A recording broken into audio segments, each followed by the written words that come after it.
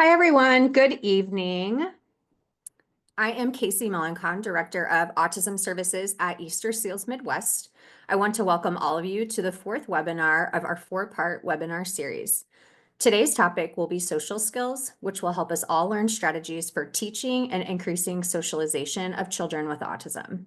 Please know that everyone will be muted throughout the presentation. As questions arise, please put those in the Q&A box, and we will address as many as we can at the end of the presentation. Without further ado, I'd like to introduce Brooke Burris. Brooke is a dedicated board-certified behavior analyst with a passion for supporting children with autism and their families. She began her career as a special education teacher, working for 6 years in both an autism self-contained classroom for K through 6 students and public charter schools serving secondary age special education students. Before becoming a BCBA, she gained experience as a registered behavior technician, providing in-home ABA services to individuals ranging from pre-K to high school.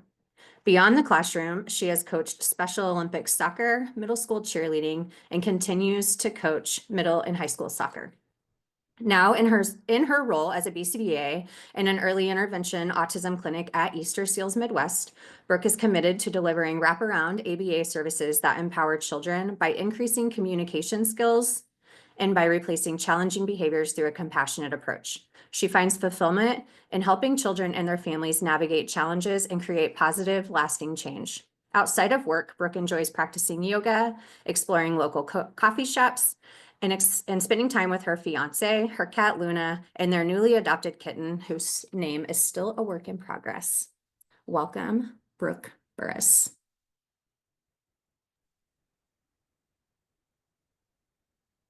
Good evening. Thank you all for being here today. We're going to talk about, let me share my screen really fast for you all. Okay, we're here to talk about social skills, so let's get into it. So first, I just wanted to set the stage, why we're here, what we're going to be talking about, and what we will not be talking about today. So really today, the goal is to empower you with tools to support your child's social skill development or a learner that you may know. So I really encourage you all to think about that specific child or learner as we talk through each topic, and what they might need and how you can collaborate in their growth. So the purpose today, we're going to talk about some key beginner social skills specifically for young children that might have spreading impact on other social interactions. And I'm going to provide you with some actionable strategies using ABA techniques that you can take and adapt for teaching and practicing with a learner at home. The topics that we're going to cover today, we're going to review and identify some important social skills to teach. So we'll look at lots of different options. Important considerations specific to your learner's challenges and current level of functioning before selecting skills to practice. Again, some strategies and approaches and supports for teaching those social skills. And then we're really going to hone in on just a few examples of how to take a skill and break it down into more definable steps. And then some examples for teaching and practicing those skills. I also just wanted to talk about what we will not be covering in today's session. Due to time constraints, we won't be able to review some in-depth, highly important prerequisites that are necessary before diving into teaching most beginner social skills. So some examples are self-regulation and management of more severe challenging behaviors. One of our other BCBAs did do a presentation on self-regulation skills, and they are extremely important. We just don't have the time to kind of go through those again today. We will have time for questions at the end, but I will only be able to provide general guidance for scenarios and general approaches, because without important context and background information and familiarity with your learner or your child, I can't make specific recommendations for your child. So with that, let's dive in. So the significance, why do we need to teach social skills, and why is it such a deficit for a lot of learners that are on the spectrum? So why is it important? So without opportunities to practice our social skills and teaching them, individuals may not be able to pick up on nuances that require reading between the lines. So many individuals struggle with perspective taking, and that's huge across many different social skills. So social skills training involves explicitly teaching and practicing some of those skills of putting yourself in other people's shoes. So giving the learner some of that hidden information that neurotypical individuals might be able to infer. So social skills training also involves repeated practice of understanding emotions and facial expressions. So this increases their ability to respond appropriately to these emotional cues over time. So if we can practice those skills repeatedly, then it will be easier when the time comes in that real life social situation for them to pick up on those cues and then be able to appropriately respond. In addition, we know that the earlier we intervene, the more likely that individuals will be able to develop meaningful relationships and connections, which is what we want for all of our children and all of our learners that we care about. Social skills training can improve overall functional communication, and it can promote independence rather than reliance on adults to guide their social interactions. So although that's an important and helpful strategy at times for adults to step in and prompt learners or prompt children to engage in social interactions, the goal would be for them to do so independently or as independently as possible. So what areas should we even be thinking about teaching, targeting, all of that stuff? So these are just some overarching significant areas that you could hone in on and teach specific skills within these areas. So one area is perspective taking and empathy. This is how one's own behavior impacts other people.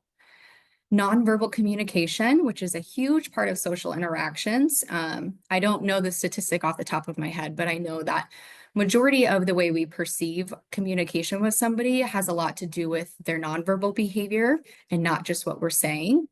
So reading and expressing interests and disinterest based off of how we're reacting nonverbally, maybe our facial expression, maybe our posture, how we're holding our arms or our shoulders.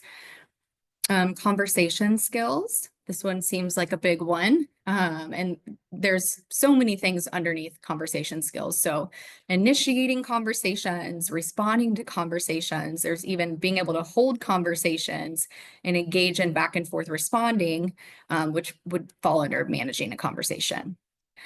And then there's frustration, anger, and anxiety. I think we can all, no matter where we're at, age-wise, skill-wise, agree that social scenarios and social situations can lead to frustration, anger, and anxiety at times. So being able to manage negative behaviors that might come up due to frustration, maybe you lost that game that you really wanted to win. Maybe a peer did something in the middle of a game that you were playing that really frustrated you. So that's a really big area to target as well. Okay, this slide shows a pretty comprehensive list of skills that are important to consider prior to diving into teaching social skills to your child. So where do they fall across these learning categories? If they have challenges in specific areas, it may be helpful to address these areas specifically before diving into teaching multi-step skills, which we know most social skills involve a lot more than just one step. So if they do have barriers in a specific area, what can we do to modify to set them up for success?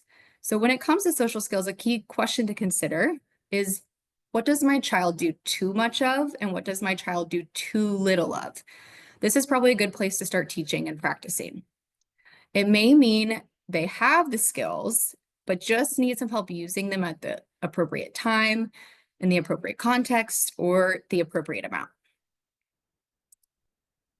So, diving into what we call behavioral excess and behavioral deficits. So this table discusses some too much and some too little behaviors. So some examples of excess are on the left. These might be behaviors that your child or your learner do more than we want them to. And on the right are things that don't happen at all or not enough. So we can see we have odd and repetitive behaviors that might occur too often that are preventing your child or your learner from engaging in successful social interactions.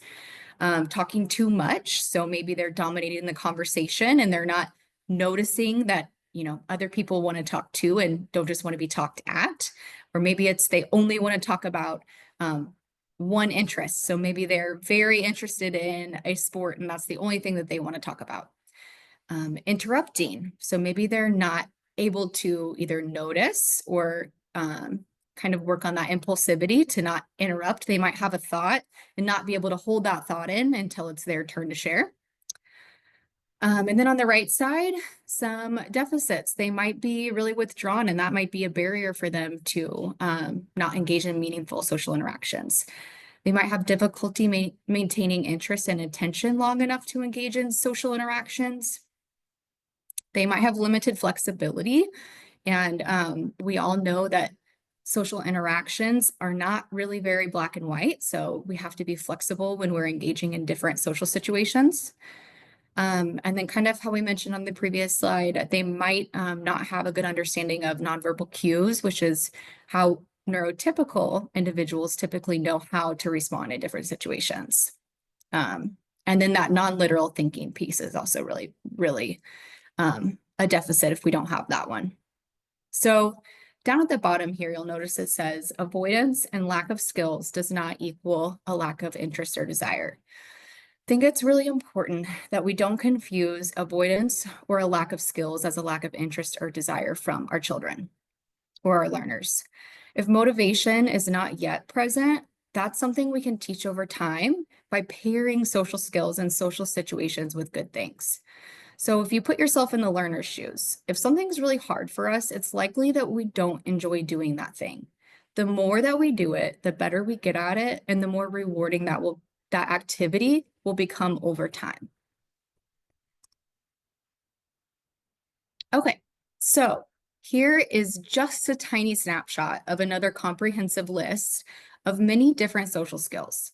So as you can see here, we have some prerequisite skills, we have some beginner skills, we have some advanced skills, and some more advanced skills. And this by no means is, the end of the list, the end all be all.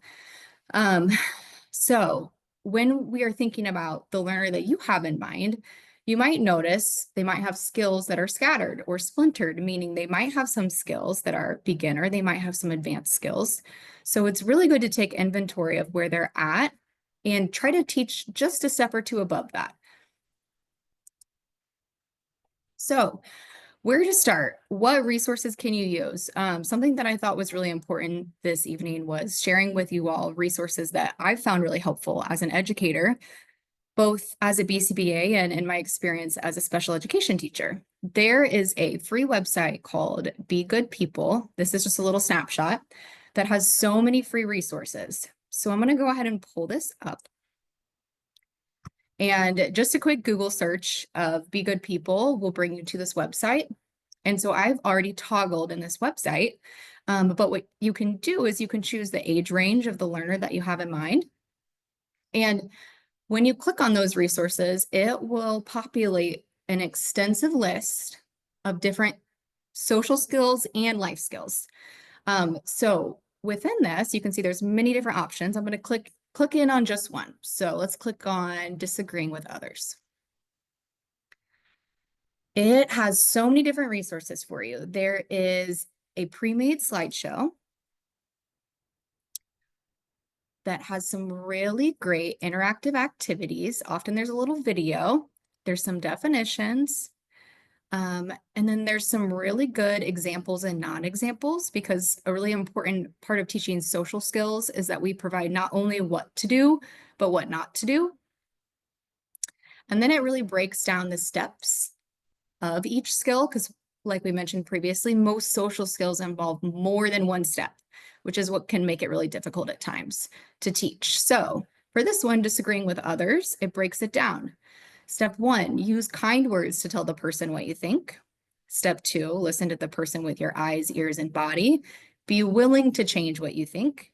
3, if you still don't agree, you can say okay and move on. Now, obviously, this is extremely simplified, but depending on where your learner is at, obviously this one is geared towards K-3 learners. It's a really good place to start. And then it breaks it down even further, and it allows the learner to have a turn. And so it gives you some role play scenarios to work through. And yeah, that's just one example. Okay, let's go back into slideshow. Okay, how to teach social skills. This is by no means the only strategies that you can use. I did think it was important to just hone in on a few tonight. So one of the strategies we can use to teach social skills is called incidental teaching. So this strategy involves unintentional or unplanned use of teaching within an individual's natural environment. So essentially, teaching is embedded in everyday routines, and you amplify the social environment for the learner to pick up on cues, rules, others' feelings, and perceptions. So for example, if you wanted a learner in the moment to notice that their sister was really upset because the learner broke their toy, you might say, look at your sister's face. What do her eyes look like? What do her eyebrows look like? So you might amplify, give some cues to the learner in order to help them successfully engage in that skill or that interaction. So when the situation arises, you prompt the learner, you help the learner to apply their skills. The next one is called cognitive picture rehearsal. So this is a skill that you might use if you wanted to specifically hone in on something they're struggling with, a problem behavior, and not just for general teaching. So this involves using individual pictures of a social situation, depicting some triggers for a problem situation, and then these socially appropriate behavior, and then rewards for an appropriate response. So the individual or the learner would practice putting the sequence in order. So there's lots of repetitions and practice involved. And then they would read or hear the story or the situation. Another strategy is video modeling. And we have some videos in the presentation tonight. I'll give an example in a couple of slides. So video modeling is really hugely helpful. So there's a few different ways that you can use video modeling. You can create videos on your own. You can model the appropriate behaviors for your child, maybe you and your partner, you and whoever. If your child does have the skills to demonstrate the skill with teaching involved, then maybe you help them and you record them engaging in the skill, and then you can go back and watch that video, maybe closer in time to the event that they're going to need to use that skill, maybe right before they go and use the skill or the interaction. Or the internet. The internet's wonderful. You can find pre-made videos of other people practicing this skill by just doing a quick internet search and just put the keyword video modeling in there. We're really going to hone in on these last three strategies that are bolded: natural environment teaching, social skills or picture stories, and more structured learning, which in ABA we might call something like behavior skills training or BST. So natural environment teaching. This is a form of teaching that involves the planned use of teaching procedures within an individual's natural environment. So you might think, how is this different than incidental teaching? So it's different because you are prepared to teach specific skills while the child is engaging in their normal natural environment. So this could happen in any natural environment for the learner. Their home could happen at school, could happen at work, a friend's house, maybe a day placement. And so it just happens during everyday routines and situations, but you as the teacher are planning to teach certain skills while they're engaging in their normal routine. This is a really amazing technique that we use in ABA because we know that evidence shows us that the more that we can teach in the natural environment, that is going to promote the ability for them to generalize those skills to real life situations or to the real setting. If you're practicing in the real setting, and learning is ongoing, and often it really helps with motivation because you're not interrupting the natural routine for the learner, you're just joining them and then teaching. So just a little more information about natural environment teaching. So learning is based primarily on the learner's motivation in the moment. So we're really capturing on their motivation and then teaching in that. So as the teacher, we would follow the learner to a preferred activity, or we might contrive a learning opportunity within the natural space. So in the living room, maybe at McDonald's, wherever. And it's really, it doesn't have to, but the more that you are able to relate what you're teaching to the activity that you're engaging in, the more helpful to the learner it's going to be. Doesn't have to be, but it's extremely helpful if you can. Okay, so why is it so important that we contrive practice opportunities? So why can't we just do incidental teaching? Why can't we just wait for the learner to be about to engage in, a greeting or a conversation and just teach right then? Because we need extra practice. So if we're just going to wait for the moment to occur and then teach that one time it occurs, maybe once a week, maybe once a day, that learner is not going to get enough repetitions for them to be able to use those skills successfully. So we can't just wait and hope for opportunities to practice a skill. We have to create those opportunities and ensure that they're getting plenty of practice. Okay, social skills picture stories. So this is essentially many books that depict individuals demonstrating various skills. This can look like comic books or cartoon strips. It sometimes combines the action with little word bubbles, speaking or thinking. So it makes inner thoughts of that character or that person visible and really concrete for the learner. And it explains the rationale for why some words or actions are appropriate only in certain contexts. And it definitely shows examples and non-examples, which is really important for our learners to be exposed to both. We can't just teach them what to do. It's important that we also teach them what not to do. So the books can really be set up so you can create them, or again, the internet has so many different resources. I have some examples on the next slide, but you can set the book up by the skill. It can be set up by the steps to follow a skill, or it can be set up based off of the perceptions, thoughts, and feelings of an individual. Here are some examples. As we can see here in the bottom left, this is a social story of teaching what to do rather than hitting. So as you can see here, the story is talking about not hitting. But again, it's not just important to teach what to do or what not to do, it's important to teach both. So in this story, you can see that it's highlighting the effects of what happens when we hit. So it says, when I hit people, they will not want to be my friend, makes people feel sad and scared. It teaches some replacement behaviors here. It says hitting is against the rules and will get me in trouble. Instead of hitting, I will say I'm mad. So again, these are kind of two different examples based off of where the learner is at. If they're able to engage in perspective taking and empathy, this might be a helpful little visual. Let me go back. But if they're not there yet, maybe they care more about getting in trouble and losing access to their toys. So maybe this is an effective little visual. So that's one example. There are so many different examples out there. There's one for responsibility, problem solving, and finding solutions. What do I do when I feel mad? What do I do when I feel worried? There's so many examples. When we're selecting a social skill story for a learner, it's really important that we consider their current skills. So again, like I mentioned, if they don't yet have perspective taking and empathy skills, so realizing how their behavior affects others, it's not going to be an effective method for teaching.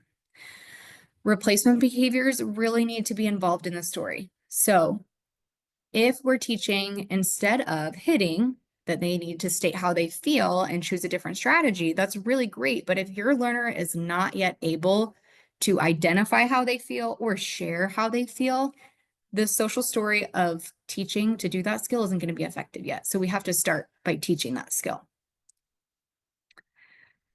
Social skills stories are hugely helpful for something called priming. So priming happens right before an event is about to occur. So essentially what it's doing is letting them know what to expect. Maybe it's for a special or big event that they don't do often, or maybe it's an event that does happen more frequently, but you know that it typically causes anxiety or that your child isn't typically successful during that situation. So by priming or reading through the story before going into that situation, it helps them understand what to expect, and it can be read several times.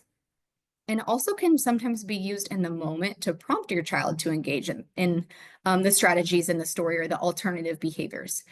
Now, again, I do want to caution, if your child is dysregulated, having them look at a social story is probably not going to help them in that moment. So this is definitely a pre-teaching skill and a skill right before that's really helpful. And then I do want to mention that social skills stories are great, picture stories are great, but your child will still need to practice, have opportunities to practice their skills that are replacing what you're trying to teach. So reminding the learner of when to use their skills. Okay. So you might be thinking, if my learner doesn't yet have those cause and effect skills, or maybe they don't understand rules just yet, or maybe they don't really care about those things just yet, that their motivation isn't there just yet, what should you do? Another really great tool is social skills contingency maps. So contingency maps may be helpful because they focus on consequences that are immediate and that impact the learner.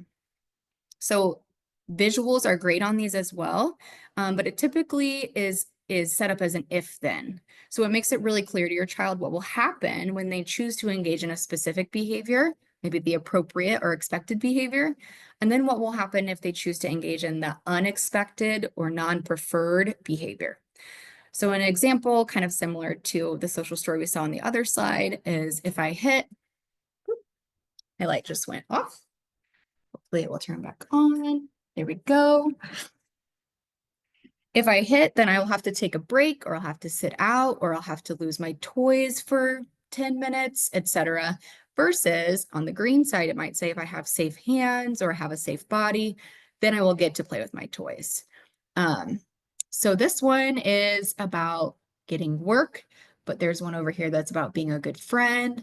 And again, a quick Google search, Teachers Pay Teachers, some of the common websites are really helpful, or you can make this yourself. So as you can kind of see, you could sketch this out. You could add some color visuals. So you could have the green being like where we want to go. The red kind of shows where we don't want to go.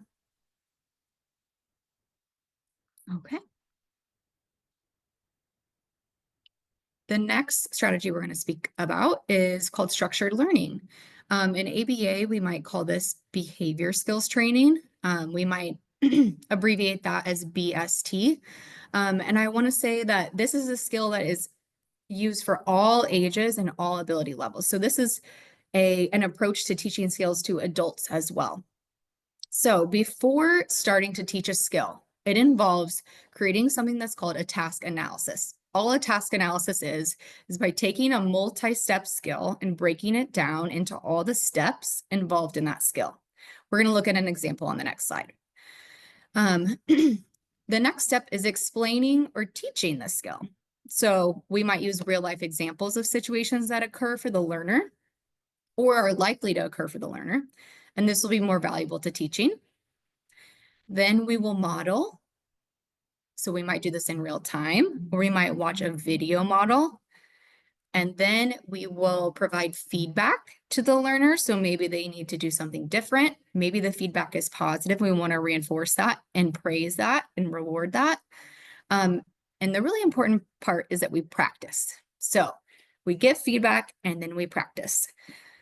We have to continue to practice until that skill comes more easily, because if it's not occurring when we're regulated and during practice opportunities, it's probably not likely to occur in the real life situation when there's a lot more variables and a lot more things interfering with being able to retrieve those skills. If you're unable to demonstrate the skill, your learner is unable to demonstrate a step, you may need to take a step down and look at some underlying skills. And this will make more sense when we look at the next slide. Some other supports, so like priming or practicing or looking at something right before and using visuals, might still be needed to prompt the appropriate behaviors to occur during those real life moments. So just because during structured learning, your learner can perform the skill with some of your teaching, in that really structured practice opportunities where you're giving feedback, that doesn't necessarily mean it's going to be easy for them to engage in once the real life situation happens. So we really should use more supports than just this practice. Maybe we pull in a social story, maybe we pull in a visual. We really want to set them up for success. Okay, so what is a task analysis? Again, it is taking a multi-step skill and breaking it down. These are just two examples. On the left is a 3-step. Obviously, we could make it longer of how to get another person's attention. So we look at the person, we could say, excuse me, or we could say the person's name, or we could even tap them. We wait until the person looks at you or talks to you. So these examples might need to be modified or broken down even further, depending on your learner skill level. So a good example that I just gave was teaching tapping on the shoulder. That might be a modification you need if your learner is not a vocal communicator. Or you might need to break down further, defining on the right side, we have how to have a conversation. One of the steps is asking a question or saying something about what they said. That might be a skill your learner doesn't yet know how to do or can't do it really on their own yet. So maybe we need to break that down even further. Maybe we need to create another step in here about how to ask a question. Your learner has to be able to engage in each step to be able to do all the steps. So again, if they are stuck on a step, pull that step out, what skills are involved in that step, and then teach those skills in isolation. So maybe we have to go to teaching tapping all by itself first. Maybe we have to teach waiting. So in how to get somebody's attention over here, we have waiting on step 3. Maybe that's a skill they don't yet have. So maybe we need to step down, we need to pull waiting out, and we need to just teach how to wait or how to tolerate waiting. I do want to say that these 2 task analyses came right off of that Be Good People website. So when you click on each skill, it populates to a little folder that had that pre-made slideshow. And one of the things that each skill has is a task analysis, which is a really good place to start if you're thinking, I don't know how to break down a skill. And then you can kind of modify it based off of what your learner needs. Okay, so just some additional supports to promote learning. So on top of creating practice opportunities, whether it's a structured practice opportunity or whether it's during natural environment teaching, or whether it's video modeling, we still want to pull in all the supports that we need so that the learner is most successful. So visual supports provide prompts or reminders for the learner to retrieve their skills when they're needed. So we could use visual supports during pre-teaching. So we could, again, prime the learner right before an event or while we're teaching a skill in isolation. And we can use visuals to cue the learner in the moment. So maybe we hold it up or we have it in our pocket or in our purse or our bag. And then something to support or promote learning is motivation. So as we kind of talked about at the beginning, some of our learners don't yet have that motivation to engage in a social interaction or a specific social skill. So what can we do with that? Well, we have to consider their motivation and we have to sometimes create it. So if praise or that social interaction itself does not yet serve as very motivating for your learner, we need to pull in some other possible motivators. And then we can make those desired items or those desired activities, whether it's watching the tablet, maybe you have something special. We make those things that are motivating for them dependent on practicing the skill so we can get some practice in or using the skill in the moment and then rewarding them later.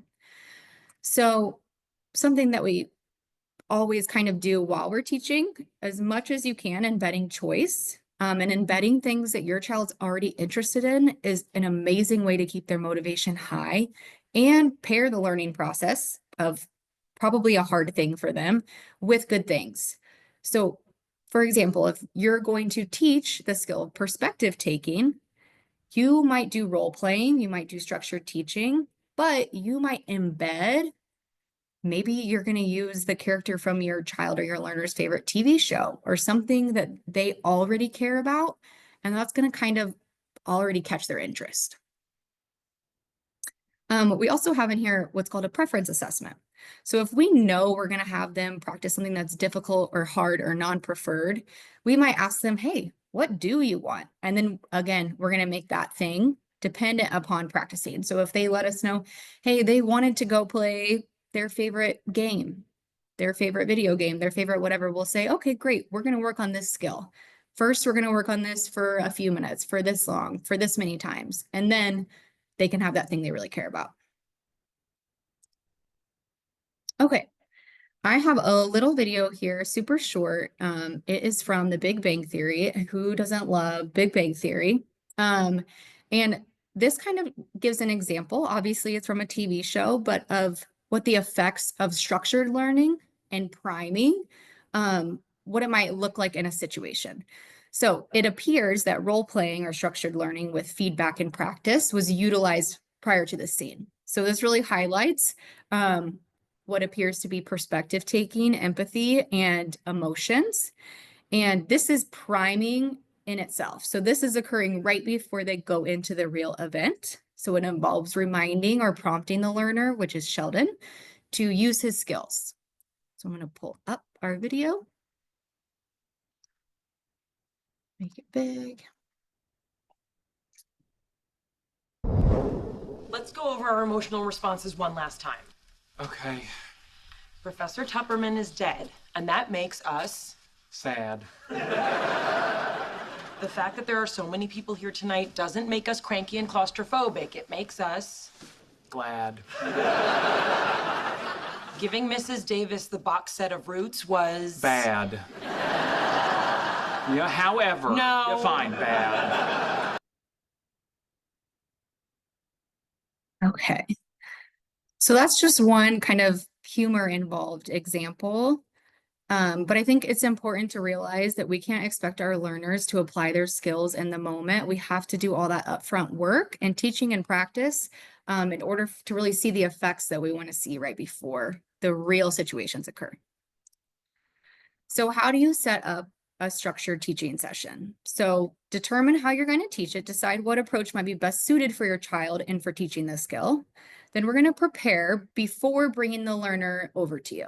So we don't want to be collecting materials, getting all the things together while they're just waiting on us. We want to get all that stuff ready so that when they come over to learn, we're ready to go and dive in. Step 3, building rapport. So you might think, it's my child, I don't need to build rapport with them.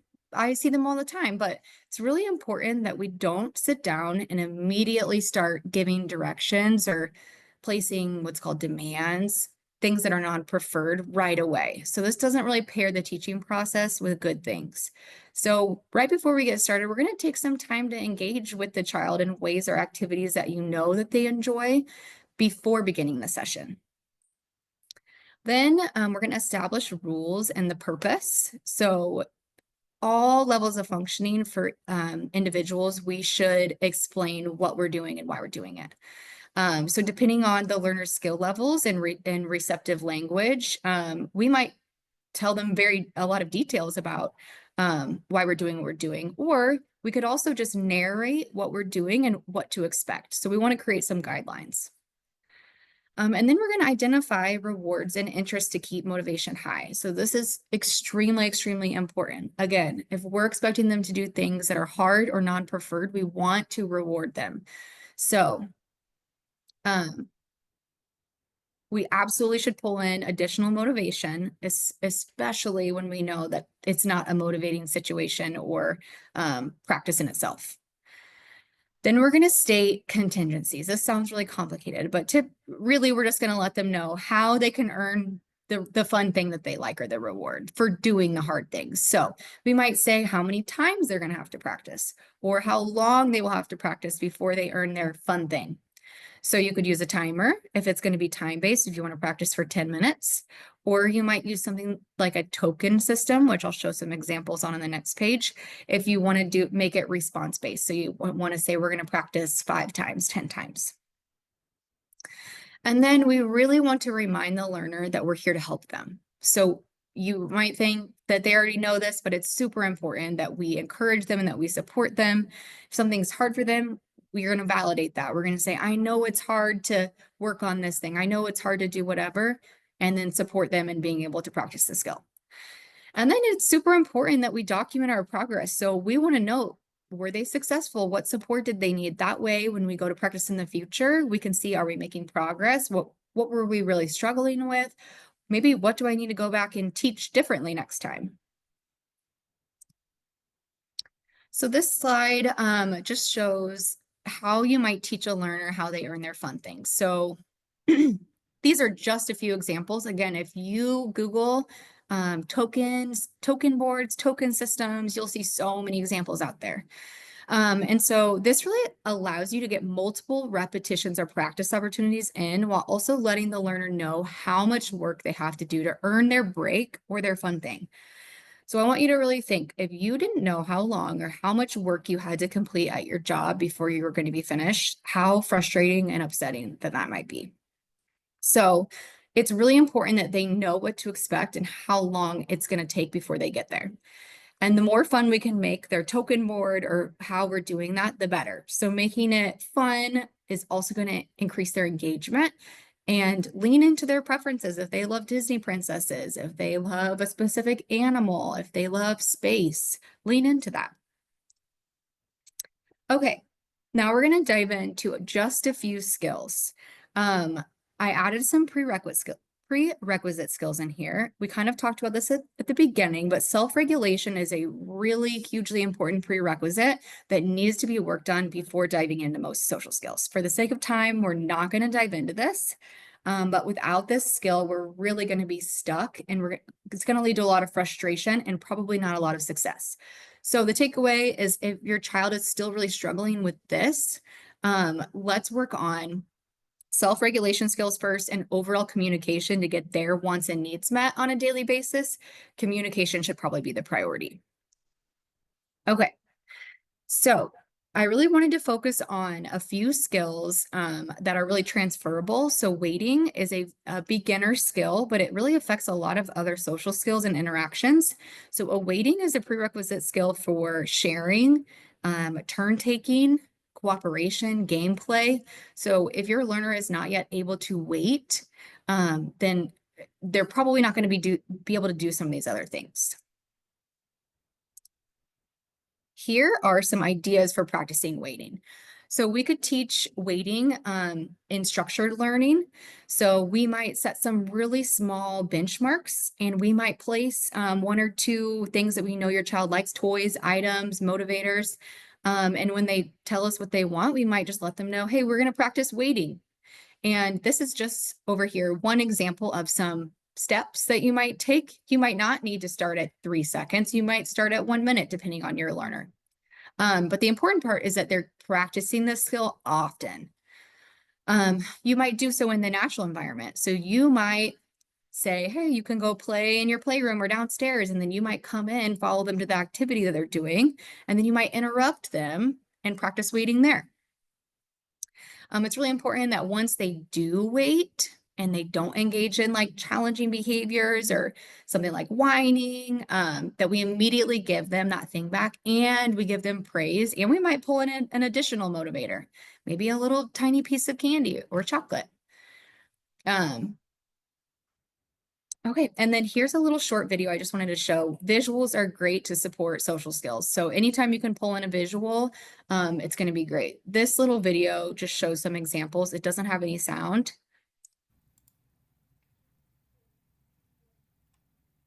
So this one, you would put a little hourglass for how long they're waiting. So maybe this one has red, yellow, and green just to cue them. Here, I'll go pause on these. So this one, they might be waiting, and depending on how long you're going to practice, maybe you don't even want to identify a certain time. Maybe you just want them to wait. And so you're going to provide a little token and say, oh, you got 1 token. Hope you got your next token. You only have 1 more. Oh, you did such a great job waiting.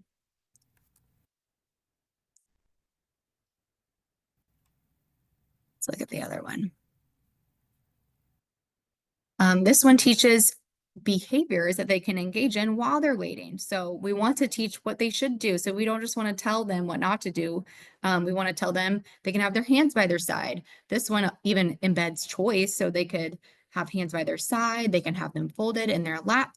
They can sit or they can stand. They can quiet or whisper to a friend. There's another choice board. And then this one gives a visual cue. So just like a stoplight. So they're waiting for something. Red is like, we're not even close. We're not there yet. Yellow, we're getting closer. Green, we're ready to go. Okay, sharing and turn taking. So waiting can build into this. So this would be tolerating maybe others playing or interacting with the same toys that your learners engage with. Maybe it's them being able to ask for a turn that somebody else is currently engaged with, or being able to tolerate somebody else asking for a turn with something that they have.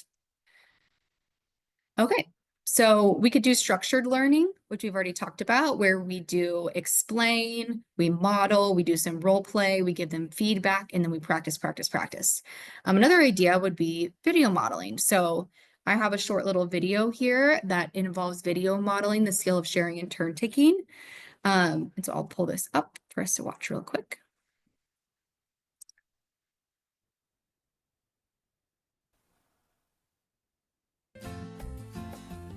When I want something, I can't always have it right away.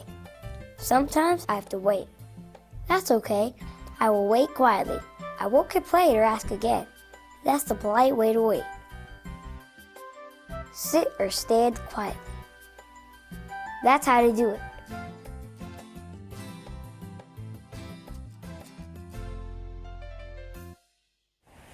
Can I borrow the white chalk? Can you wait a minute? Okay. Even though Casey wants to use the white chalk, Robbie is using it right now. Casey needs to wait for his turn. He keeps busy while he's waiting by drawing quietly. That's how to wait. Here you go. Thanks. You're welcome. Okay, so that's just I have to. what is, thank you, you two. Okay, so that's just one example. Again, you could create a video on your own. You could have, you and your learner could create the video. There's so many different ways to do that. Another super important skill that I feel like we sometimes don't think about is protesting. So being able to request for things that we are undesirable, things we don't like, for them to stop or delay them. So being able to request termination of those things. So being able to tell people, no, stop, I don't like that, I need a break. So again, challenging behaviors, we don't want them to occur as a way of the only way of communicating that we want things to stop. So we need to teach that skill. How do we let people know I don't want to do that? So again, social stories are great. So we might do structured learning. We might let them know what to expect during the explain portion, because we don't want to just create something aversive for them and not let them know why we're doing that. So let them know, hey, we're going to practice being able to say no, or being able to say stop, or being able to say, I don't like that. So practicing with predictability to reduce the likelihood of emotional responding. So typically we know, us included, when we don't like something, it sometimes makes us emotional. So we want to practice over and over to help them build up toleration and be able to retrieve that skill in the moment without maybe, crying or maybe throwing a tantrum or some other things that might get in the way. So this is just one example of a social skills story that would be really great for teaching how to say no. And then we have to always, on every slide, I hope I put this, reward them for success. So every time they do that, we need to reward them. So if praise functions as a motivator for your learner, then definitely praise them. But if that is not really motivating for them, we need to pull in things that are even more motivating. Okay, and the last little example skill that I pulled in tonight is identifying and expressing feelings. So this skill is a huge gateway to perspective taking and having empathy for other people. So this involves your learner being able to identify bodily cues that occur. So it might be like blushing, maybe butterflies in your stomach, maybe your muscles are tightening because you're mad, maybe you start sweating. So they demonstrate the ability to decide, what am I feeling? And then naming that feeling. And then maybe it also leads to deciding cause and effect. Why am I feeling that way? So there's a lot of steps in that skill. So there's so many ways you could practice this skill. This is not the only ways. You could do some structured learning. You could break down the skill using that task analysis. I have an example of one on the next upcoming slides. But you could also pull in some visuals, something called mood meters. So here we have just different examples depending on your learner's interest, level of understanding. These all came off of that Be Good People website. There's so many for free. So definitely use that if you're wanting to practice this skill. And then on this slide, we have something called a mood meter, which if you're a technology person, this is really great. If your child loves Encanto, this is a really great one. Say, how are you feeling? And then kind of cue them based on the colors. We have red for frustrated, blue for maybe disappointed or sad, yellow would be energized, and green is like calm or easygoing. And again, this is from Be Good People. Can't say enough about that website. There are hundreds of mood meters. There's so many.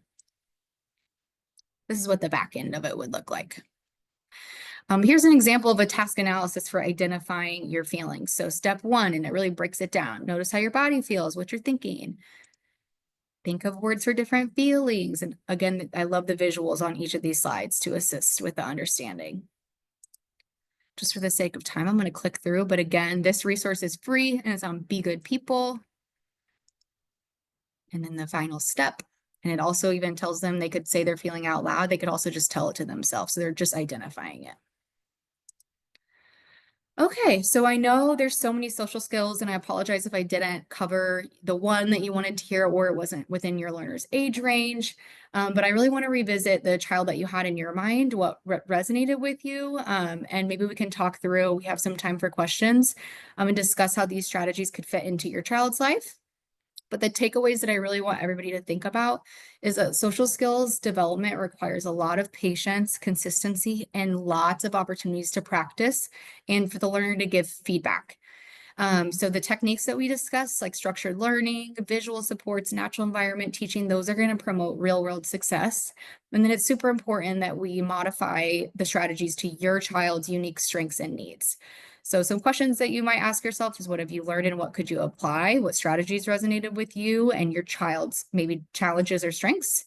And then if you could just think of one social skill or one target skill that you want to use for practicing social skills with your child in the upcoming weeks or months or year. But yeah, we will have, I think, a little bit of time for questions if anybody has any. Thank you so much, Brooke. All of the information that you shared with us is super helpful this evening. There aren't actually many questions, so I do know we have been sending out the PowerPoint slides, so if there are any concerns, please drop your email in the Q&A. You can send it privately if you would like, and I would be happy to double check on that tomorrow to ensure that they are going out to you. But does anybody else have any particular questions that they would like to put in the chat or any of that reflection piece? Oh, here we go. All right, Brooke. So one of the first questions is, the word wait really stresses my child out. What should I do?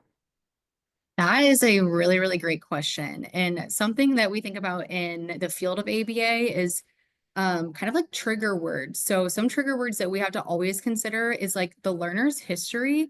Maybe the word like work is a trigger. Maybe the word wait is a trigger. That's such a good point. One of my first recommendations would probably be, how can what motivation can we pull in? So what things does your child really, really enjoy? Have that thing out and have it readily available and make waiting practice really short. Start with 3 seconds. And honestly, if it's just the word wait, maybe we pull the word wait out. Maybe you pull in a visual that says wait. So maybe it's just hearing the word wait. So maybe we show them a visual of wait. Maybe we use the sign for wait, which is just like this. So maybe just avoiding the word wait until we can build up their waiting skills. Maybe that's what we need. Maybe we need to increase their motivation to wait and have it really concrete. Maybe we have the thing right next to us as we're waiting. Maybe we make it really, really short wait times. Maybe it's 2 seconds, maybe it's 3 seconds. And then once we get some success with 3 seconds, we bump it up to 5, and then we kind of go from there. Another question is, my son does a lot of hand flapping. Do you have any suggestions to reduce this so it does not interfere with his social engagement? That is Such a good question. My first question would be, why does he engage in it? If it is just like automatic or sensory reinforcement for them, no different than like us twirling our hair or tapping our toe, then I would say like maybe we just teach people around them to be a little bit more tolerant. But I don't know much about the learner. I don't really know the age. I do know like in certain age groups. I used to work in a middle school. Maybe like socially it's a barrier. So it kind of depends on your learner skill levels. Like, are you able to talk with your learner about why it's preventing them from engaging in social interactions? Maybe giving them some rationale. Or maybe we just find a competing behavior. So if it's flapping, what other behavior or fidget could they engage in, something to compete with the flapping. So instead of doing this, what could you do that by engaging in that, they would still be getting that input if it is to get input, but just in a more socially acceptable manner. But that's a really good question. I just need to know a lot more about the learner to answer it. Absolutely. Great idea, though. My daughter does not seem to notice when others are even around. Are there any ideas that I can do to get her interested in people and other interactions? Really good question. Again, depending on their age. I don't know their age, and sometimes it's, just a developmental thing. They might not be, might not be age appropriate yet. But if they're not even noticing, how can you pair people with things that they do notice? Do they engage with specific objects? What are their favorite things to do? And how can you pair yourself? So maybe you pull in if they really like, ooh, my lights went off again. If they really like fidget spinners or they really like puppets, maybe it's a matter of working on pairing yourself. Maybe you're pulling the item in right by yourself and having them come and approach. And as soon as they approach you, oh, you give them that thing they really like. And so kind of just pairing yourself with things they do care about or are motivated by. It's a really good question. Sorry, my lights are, there we go. Gotta love the automatic lights. Um, taking turns is really hard for my child, and he will run off when it's his turn, but not come back when it's my turn. Any suggestions? Okay, will you read that to me again? Taking turns is really hard. So a child like runs off and then when it's his turn, but doesn't come back when it's your turn. Okay, Any suggestions on that? runs off when it's his turn and then doesn't come back when it's the other person's turn. Yep. Okay. So that kind of sounds like waiting. Maybe we need to work on waiting. So maybe we need to take a step back. And because if we're running away, we're not waiting. So maybe we need to take a step back and work on building up waiting skills, because then what you could do is prompt him to use his waiting skills. So maybe build it up. You probably only need 5 to 10 seconds of waiting skills. They can wait 5 to 10 seconds. Then we can stay present for the next turn. And then I would again pull in additional motivators. So what do they really love on top of the turn taking? Pull in something else they really love. And as soon as they stay present and wait for the person to have their turn, give them that additional motivator and reward them for waiting for that person to have their turn. Absolutely. And then I think we have time for one additional question. So, any ideas for teaching steps to start sharing with other children? Sharing. So again, I would definitely start with waiting. But it kind of depends on where are their challenges. So like if they're struggling with even parallel play, or like say they're engaging with something they really like and even the presence of somebody near them is intolerable, maybe we need to work on toleration of just even being okay with people next to us. So really looking at where is the real challenge or barrier, and then building up the skills in that area. So it's kind of hard to say without knowing specifics about your child and kind of maybe their more of their deficits to know where to teach to. Absolutely. Thank you for your insight, Brooke, on those questions that came through the chat. I will say somebody else had asked if the other webinars are able to be watched elsewhere because they were missed. If you were registered for them, you should have received the recording via email. So please be on the lookout. Maybe check your junk or spam folder as well, because all registrants did receive those. So again, thank you, Brooke, for a fantastic presentation and sharing your expertise with us. All participants in tonight's webinar, please know you're going to be receiving that email with a survey for tonight's event, and we kindly ask that you do complete that. I would like to invite you to our Kansas Autism Summit that's going to be held on April 16th in Topeka at the Bishop Professional Development Center. Registration actually is open and it's on our website. It just opened within the past week. So if you are interested, please log in and look at that. And register. We would love to see you at the live event. Again, thank you for joining us. We hope to see you at all of our upcoming events that we do host. Keep your eye out for additional webinar series as we do have plans to host more in the future. And we hope to see you guys soon. Have a great evening.